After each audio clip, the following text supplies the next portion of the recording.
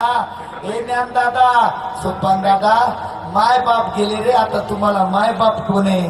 त्यावेळेस निवृत्तीनाथाच्या मुखातले शब्द आहेत, मुक्ता आजपासून तू आमची आई आहे.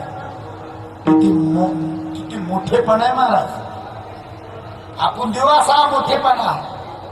मुक्ताईला त्या काळी सज्जनानं निवृत्तीनाथानं सांगितलं तू आमची कोण आहेस? आई आहेस. म्हणून आज आईचं नातं निभावण्यासाठी माय झाली मुक्ताई आणि आपल्या भावाला म्हणती दादा ए ज्ञान दादा दाताने